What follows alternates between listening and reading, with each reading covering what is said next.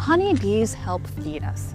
In the US, they are key pollinators for an array of crops like almonds, apples, and blueberries. But as heat waves and extreme heat intensify, these hardworking critters are being pushed to their limits.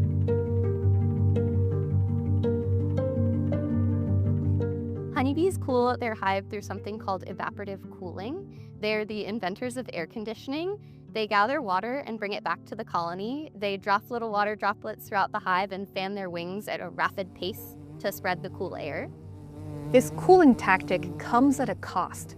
Every hour spent fanning is an hour not spent pollinating. The problem is when it's really hot outside and they're having to expend all of this energy to cool the colony down, they are consuming their own resources, their own honey, and they're not out collecting more honey or doing the services that we need, like pollination. Honeybees aren't alone. Other pollinators, like butterflies and moths, are struggling too. In 2025, a study in Science magazine reported the number of butterflies in the United States had fallen by 22% in the 21st century, likely due to habitat loss and climate change. We need bees, butterflies, and other animal pollinators to put around 30% of the food on our tables.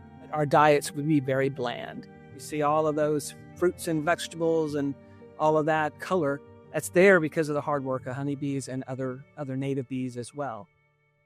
The heat itself is one problem for a honeybee hive, but it invites another in the form of parasites. In the summertime, we're really concerned about the varroa mite and the impact that they have. The honeybees are at their highest population in the middle of the summer, and that's also when there is the varroa mite boom. It's our responsibility as good beekeepers to make sure that we're able to treat the colony. However, we are only able to treat the bees with the medicine when it's not too hot.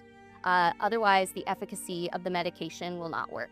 So hot summers can be rough for the bees, but abnormal warm weather can throw their winters too. Barry says that's what happened last December where she lives in Georgia. We had 75 degrees. So I actually saw butterflies flying and emerging, and I saw bees waking up and flying. And there's no food because there's no flowers in December. Everything gets out of sync. Our blooming plants bloom either too early and the bees are not there yet, or they're too late and the bees, have already come and gone. So what can people do to protect the bees? Something that anyone can do to support the honeybees in the middle of the summer is to make sure that you provide them with some water sources, as well as native plants that will bloom in different seasons so that they always have a source for food. We need to take care of our environment and do whatever necessary to try to reduce how rapid climate change is occurring so that we can hopefully protect ourselves and protect our pollinators.